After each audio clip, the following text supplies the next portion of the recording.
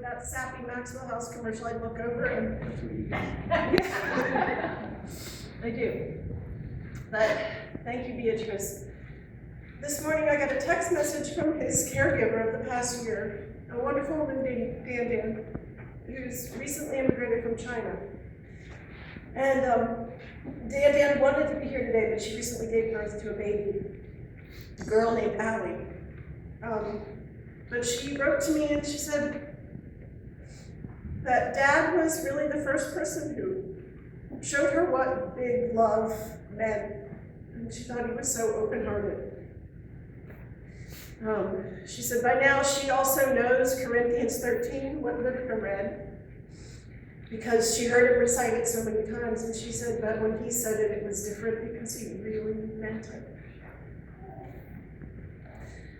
Okay, so hopefully that was anyway, there are a couple pieces in here that's going to get tough.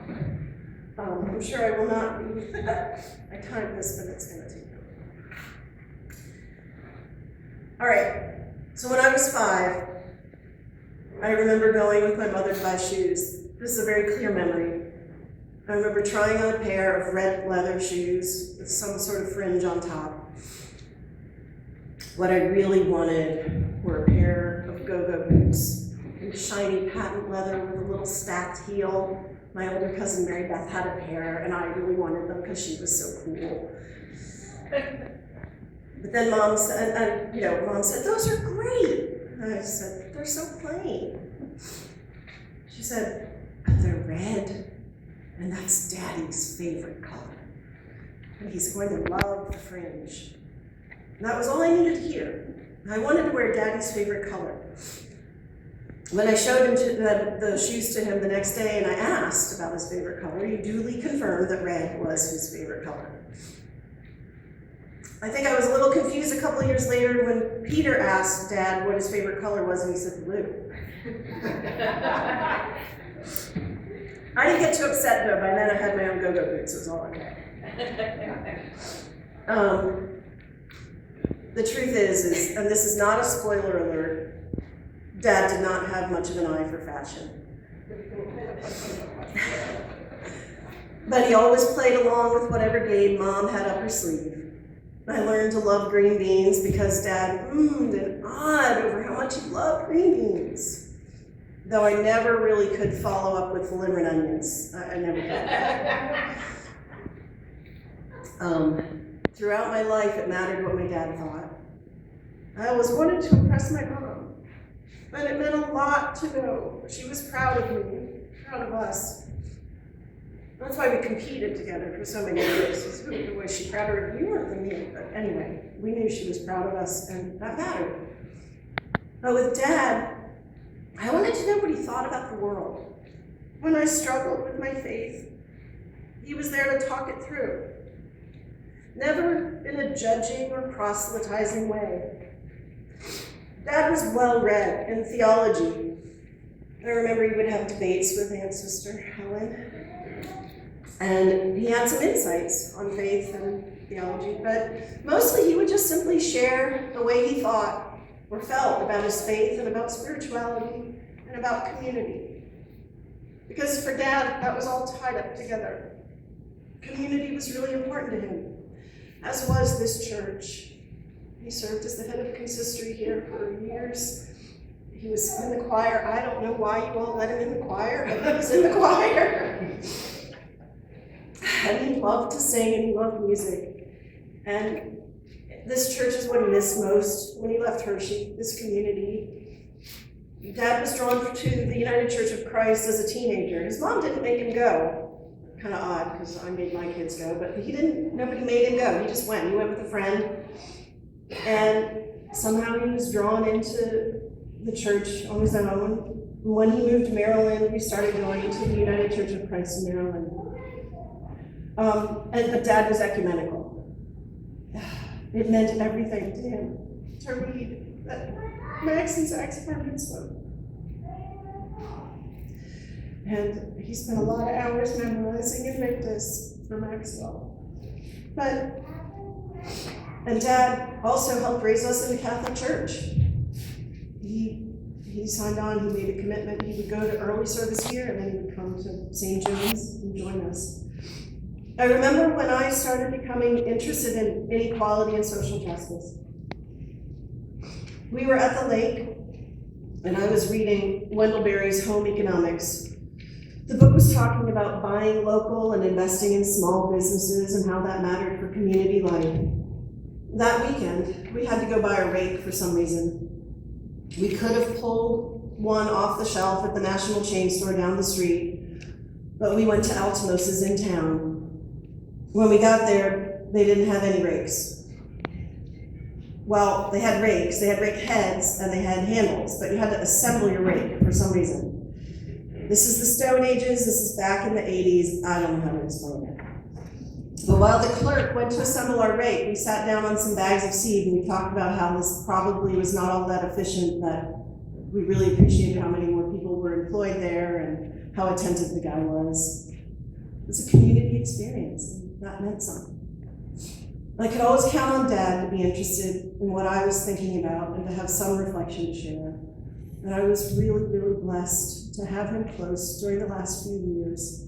I'd often stop by after work and he'd already be in bed. I'd sit on the edge of his bed and share whatever I was stressed about. Just a few months ago, he was asking about Vivica's college decisions.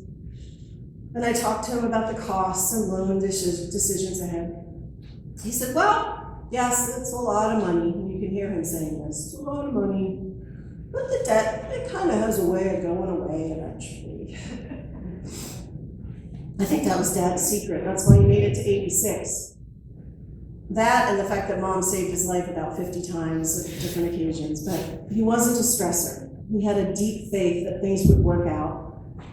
When we were teenagers, he used to say, I think people remember this, well, I raised you this far, so I trust you to make the right decision now. I'd mock him for that and say, but Mom raised us, what are you talking about? He'd just chuckle. But the truth is, he very much raised us. He may have seemed like he took a back seat because, of course, Tony ran circles around him, energy-wise, but he was very much present, and he had a huge role in our upbringing. Just in February, I went to see him in the hospital, and I said, oh, it's snowing outside. And he was pretty weak, and I was saying goodnight, and I said, I'm gonna go, and he said, careful in the snow. It's like, you're still parenting me? I'm 54 years old. I said, yes, I will still parent you. Dad spent a lot of time after Mom passed kicking himself for not appreciating her more. One day I picked him up for church and he said, oh, I really took her for granted. And I just said, yeah, we did. But Dad could take the criticism. In fact, Dad was really good to rail against. He was like a big emotional punching bag. He could absorb it and still be there to lean against when we were done. I could be venting about something, like not about him not picking up after himself, or something annoying my brother had done, or something insulting someone had said, whatever it was. And he'd just nod, and then he'd ask me a question, or he'd apologize, or somehow point out a different perspective. And that was it. I couldn't stay mad after that. I think the reason Dad could take the criticism or had such a knack for reinterpreting things in a positive light was he had such a deep, deep trust in the goodness of human nature. And he achieved real peace in his later years. He was so delighted to have connected with our half-sister Elizabeth. And I think we all were so grateful he could have time with her in the past years. And Peter found his true place in the world as the middle sibling.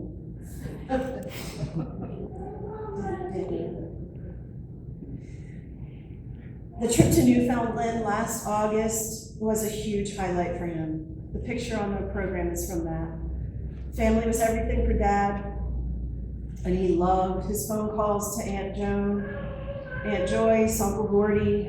Dan would show up and she'd get him on the phone with them and he'd talk. I think Aunt Joan sometimes didn't know what he was talking about, but she'd listen and she'd talk. She'd say, are you doing your exercises? Like, I'm trying. He wanted to stay fit. He wanted to make it to Vivica's graduation from college, another 4 years. Even as Dad struggled more and more with his physical condition, he managed to connect with those around him. The caregivers would often hang out in his apartment. He couldn't see them, but he'd memorize their names, and he'd always ask about their families or their home countries. Whenever a new one came, he'd be like, "Judy, did you meet Tababa? She's from Ethiopia." And he'd always be so pleased once he'd mastered a new name like that. I think my brother put it really well when he said Dad delighted in all things big and small. I think that's what enabled him to be so at ease with the world. On that note, I wanted to close with the Wendell poem that Dad and I discovered that summer at the lake, which used to be pinned to Mom and Dad's fridge for years. It's in your program. It's called The Peace of Wild Things. When despair for the world grows in me, and I wake in the night at the least sound, in fear of what my life and my children's lives may be, I go and lie down where the wood drake rests in his beauty on the water, and the great heron feeds. I come into the peace of wild things, who do not tax their lives with forethought of grief. I come into the presence of still water, and I feel above me the day-blind stars waiting with their light. For a time, I rest in the grace of the world, and am free.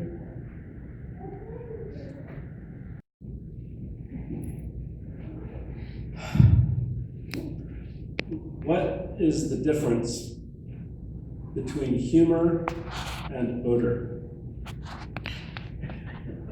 One of them is a shift of wit.